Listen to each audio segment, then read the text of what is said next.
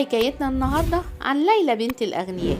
تعالوا نشوف الحكاية ايه. رسالة من ليلى مراد للمغني الشاب عبد الحليم بعد أن تجرأ وطلب منها التنازل عن أغنيتها له. بدأت القصة عندما استمع عبد الحليم أغنية تخنوه من صديقه الملحن بليغ حمدي، التي من المقرر أن تغنيها السيدة ليلى مراد، والتي قامت بالفعل بتسجيل أول مقطع منها. أعجبته الأغنية بشدة، ووجد أنه سوف تتناسب فيلمه الجديد الوسادة الخالية. طلب عبد الحليم من بليغ أن يتوسط لها عند الست ليلى مراد لكي تتنازل له عن الأغنية. فكتبت ليلى مراد له: الفنان الجميل صاحب الصوت المميز عبد الحليم حافظ، لقد حضر عندي الشاب الملحن بليغ حمدي، وقد طلب مني التنازل عن غنوة تخنوه علشان تغنيها في فيلمك الجديد الوسادة الخالية. على حد علمي، وعلى فكرة الموضوع كان مفاجئ ليا، لأني قمت فعلا بتسجيل الجزء الأول من الغنوة. هذا أولا.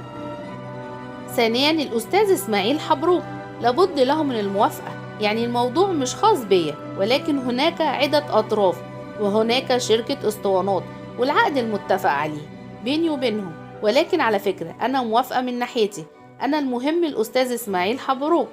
أنا هحاول أن أوضح له الأمر، وأن هكون سعيدة بتقديم أي شيء يكون سبب في نجاحك يا عبد الحليم.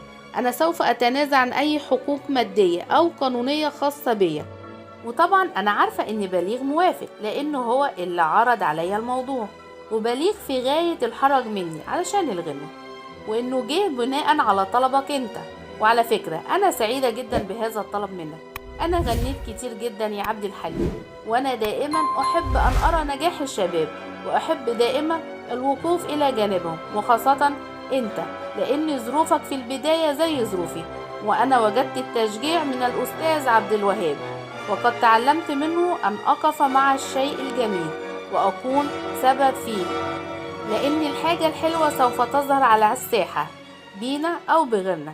أسفة طولت عليك، المهم إن يا سيدي زي ما قلت موافقة، وسوف أكلم الأستاذ إسماعيل حبروك، وسوف أقول له إن وجود الأغنية في فيلم سوف يكون أفضل من اسطوانة، وإن شاء الله سوف يوفقك.